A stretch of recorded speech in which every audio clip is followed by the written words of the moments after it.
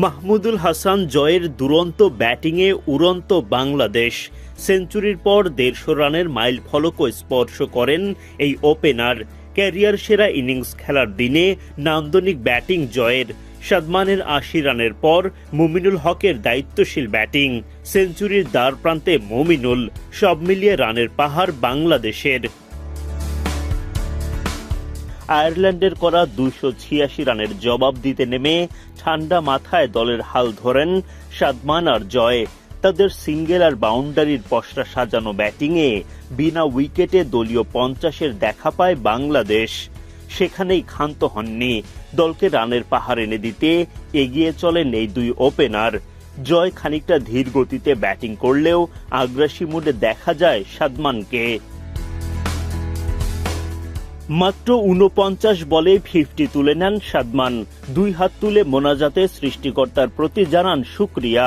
সাদমানের ৫০-র পর বাংলাদেশও দলীয় শতক তুলে নেয় বিনা উইকেটে।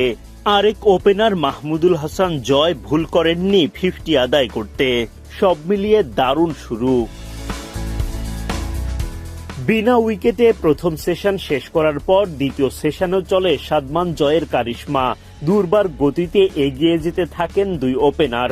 বাংলাদেশও পেরিয়ে যায় দলীয় ১৫০ রানের গণ্ডি।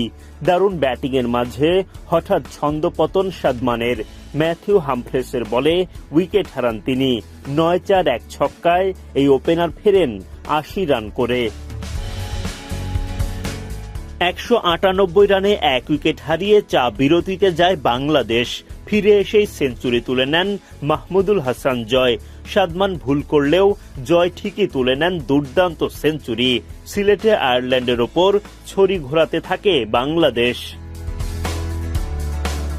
তৃতীয় সেশনেও দায়িত্বশীল ব্যাটিং দেখান জয় মুমিনুলরা। ৫০ তুলে নেন মুমিনুল। তাদের জুটিও পেরিয়ে যায় ১৭ রানের গণ্ডি। সেঞ্চুরিয়ান জয় আন্তর্জাতিক ক্যারিয়ারের প্রথম ১৫০ পূরণ করেন। এমন দারুণ ব্যাটিংয়ে বাংলাদেশ ৩০০ রানের গণ্ডি পার করে অনায়াসে। এর আগে সিলেট টেস্টের প্রথম দিনে ৮ উইকেট হারিয়ে ২৭০ রান তোলে আয়ারল্যান্ড।